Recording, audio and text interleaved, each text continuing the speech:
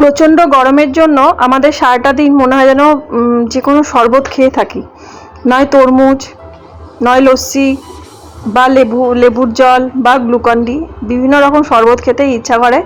Main যে খাবার মাছ ভাত বা রোজকার যে রান্না, সেগুলো যেন খেতে ঠিক ইচ্ছা করে না। তো এইভাবে যদি একটা শরবত বানিয়ে নেওয়া যায়, খানিকক্ষণ আগে যদি সকাল থেকে বানিয়ে রাখা হয়, তো কাজকর্মের ফাঁকে একটু বসে যদি খাই তো অনেকটা এনার্জি পাওয়া যায়। তো চলো আমি শরবতটা কি দিয়ে বানিয়েছি, কি করে বানিয়েছি তোমাদের সাথে শেয়ার করি। তো দেখো, ফ্রিজ থেকে দুটো শসা বার করে নিয়েছি আর একটা পাতিলেবু নিয়েছি। তো একদম ঠান্ডা ঠান্ডা শসা বা পাতিলেবু হলে খুব ভালো হয়। তো বার করে নিয়ে ভালো করে এটা জল দিয়ে ধুয়ে নিয়েছি। তো এখন খোসাগুলোকে ছাড়িয়ে নেবো, আর শসাটা ছাড়িয়ে নিয়ে পিস পিস করে কেটে নেবো, মানে বানাবো শসার শরবত। তো বাড়িতে এমনও কিছু মানুষ থাকে যারা শসা খেতে একদমই পছন্দ করে না, ভাতের পাতে দিলেও এক পিস দু পিস খেয়ে বলবে আর শসা খাবো না, এরকমও থাকে। বিশেষ করে বাচ্চারা থাকে। অবশ্য এখন অনেকেই হেলথ কনসিয়াস, অনেকেই শসা খেতে ভালোবাসে। তো দেখো, শসাগুলোকে এরকম ছালটা মানে ছাড়িয়ে নিচ্ছি, আর পিস পিস করে যেমন তেমন ABCD অ ক খ 1 2 3 4 যেমন তেমন করে কেটে নিলেই হবে। আর এরকম টাটকা তাজা যদি শসা ঘরে থাকে তো মানে ভালোই, বেশি রসালো শসা হলে সুবিধা হয়। আবার অনেক সময় আমরা কি করি, স্যালাড কেটে রাখি, তো স্যালাডটা পুরোটা ইউজ হয় না, তখন যদি এরকম শসার শরবত বানিয়ে নিই সেটাও ভালো হয়। আর রায়তার জন্য তো আমরা শসা খাই, দই শসা। তো আমি যে রেসিপিটা তোমাদের সাথে শেয়ার করছি, প্লেন শসার শরবত, এর মধ্যে দইও দেওয়া যায়। সেটা হচ্ছে লস্যি টাইপের হবে, ওটাও খেতে ভালো লাগে, সেটা শসা আর দইয়ের স্মুদি। তো যাই হোক, এখন এই পিস পিস করে শসাগুলো কেটে নিচ্ছি, কারণ মিক্সিতে দেবো, তাই জন্য বললাম ছোট বড় মেজো সেজো ABCD 1 2 3 4 যেমন পারো সেভাবে কেটে নিলে সুবিধা হয়। তো এটাকে মিক্সিতে ভালো করে পেস্ট করে নেবো।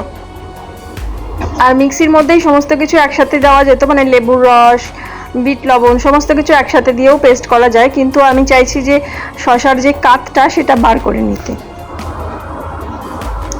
তো শসার যে পেস্ট করলে যে কাতটা থকথকে মতো যেটা বেরোয়, ওটা শুদ্ধও শরবতটা খেলে পেটটা খানিকক্ষণের জন্য ভর্তি থাকে। আর প্লেন যদি রসটা বার করে নিই তাহলে খানিকক্ষণ বাদেই হজম হয়ে যায়। তো এই শরবতটা আমরা যখন মানে এই যে এখন গরমকাল, প্রচণ্ড গরমের তপ্ত দুপুরে যখন বাইরে থেকে কেউ আসলে সাথে সাথে যদি আমরা একটু বানিয়ে রেখে দিই ফ্রিজে, আর তারপরে সে আসলে তাকে যদি দেওয়া যায়, মানে বেশিক্ষণ ফ্রিজে রাখা যাবে না, যেহেতু লবণ দেওয়া থাকবে, শসা জিনিসটা এমনিতেই লবণ পড়লে একটু মজে যায়। তো একটু যদি বানিয়ে রাখা হয়, তো বাড়ির মানুষ যখন ফেরে তখন যদি এরকম চটপট করে চটঝোল দিয়ে শসার শরবত বানিয়ে দেওয়া যায়, সেটা ভীষণই ভালো লাগে। আর তাছাড়া এখন হচ্ছে বৈশাখ মাস, তো এখন তো মানে বিয়েবাড়ির সিজন।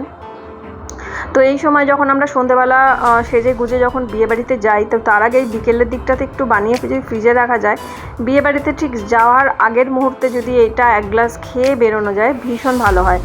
কারণ পেটটাও একটু মানে ঠান্ডা থাকে, আর খানিকক্ষণ বাদে কিন্তু শসা জিনিসটা যেহেতু হজম করে দেয়, খানিকক্ষণ বাদে এটা হজমও হয়ে যায়।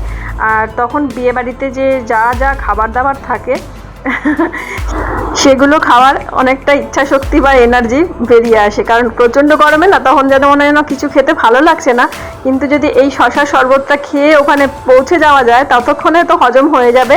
আর তখন চোখের সামনে যা যা রসালো সুস্বাদু খাবার দাবার দেখবো, তখন খেতে ভালো লাগবে। তো দেখো, এখন শসার রসটা বার করে নিলাম, কি সুন্দর গ্রিন কালারটা এসেছে। আর এর মধ্যে এখন পুরো গোটা একটা পাতিলেবু দিয়ে দিচ্ছি। আর এই শসাটা যখন পেস্ট করা হয়, সেই সময় যদি একটা কাঁচা লঙ্কা ওর মধ্যে দেওয়া যায়, একটা ঝাল ঝাল মতো স্বাদ হয়, সেটার স্বাদও ভালো হয়। যেহেতু আমি কাঁচা লঙ্কা দেবো না, তো গোলমরিচ গুঁড়ো দেবো, গোলমরিচ গুঁড়োতে হজমও করে দেয় আর একটা ঝাল ঝাল স্বাদ হয়। হ্যাঁ, কাঁচা লঙ্কার স্বাদটা আলাদা, সেটাও একটা সুন্দর, এই লেবু কাঁচা লঙ্কা মিশিয়ে একটা সুন্দর একটা ফ্লেভার আসে। তো এর মধ্যে দিয়ে দিচ্ছি বিট নুন, আর দিয়ে দেবো এখন গোলমরিচ গুঁড়ো। আর একটু চিনি দেওয়া যায়, চিনি তো ঠিক মানে শরীরের পক্ষে অতটা তো উপকারী না, তবুও এখন এই প্রচণ্ড গরমে যেহেতু শরীর থেকে লবণ চিনি বেরিয়ে যাচ্ছে, তো গ্লুকোজের একটা তো দরকার পড়ে, তো সেই জন্য চিনিটা দেওয়াই যেতে পারে। যেহেতু আমি চিনিটা অ্যাভয়েড করি, তাই চিনি দেবো না। একটু হালকা মিষ্টতা ভাব আসার জন্য একটু সুগার ফ্রি দেবো। তো আমি নিজে যদি খাই তাহলে সুগার ফ্রিটা দিই না, হাজব্যান্ডের জন্য আমাকে সুগার ফ্রিটা দিতে হয়, নাহলে ওর ভালো লাগবে না, বলবে একটু সুগার ফ্রি দিলে ভালো হয়। তো একদম কয়েকটা বরফের পিস নিয়ে নিলাম, আর এর মধ্যে শশার শরবতটা যেটা বানিয়ে নিয়েছি সেটা দিলাম। আর এর মধ্যে দেব খাবার সোডা, যেটা লিকুইড যে সোডা পাওয়া যায়, সোডা ওয়াটার, তো সেটা দিলাম, যেটা যেহেতু ঘরে থাকে অনেক সময় এটা অনেকটা উপকার করে। বাড়িতে কারোর যদি পেটের প্রবলেম হয় না, তখন এই সোডাটা কয়েকবার খেলে অনেকটা রিলিফ পাওয়া যায়, তাই জন্য ঘরে রাখা হয়। তো আরও কিছুটা বরফের কুচি দিলাম, কারণ এতটাই গরম, সঙ্গে সঙ্গে বরফের কুচিগুলো গলে যাচ্ছে। তো ভীষণই টেস্টি হয়। আর আমি এর মধ্যে দিয়েছি একটুখানি জলজিরা, সেটা তোমাদের সাথে বলা হলো না, জলজিরা পাউডার দিয়েছি। জলজিরা পাউডারটাও অনেকটা টেস্ট হয়, বিট নুন থাকে, অন্যান্য হিং টিং অনেক কিছু থাকে ওর মধ্যে, সেই জন্য। আর আমি এই কাজকর্মের ফাঁকে 1 গ্লাস এরকম শশার শরবত খেয়ে নিলাম, অনেকটা এনার্জি পেয়ে গেলাম।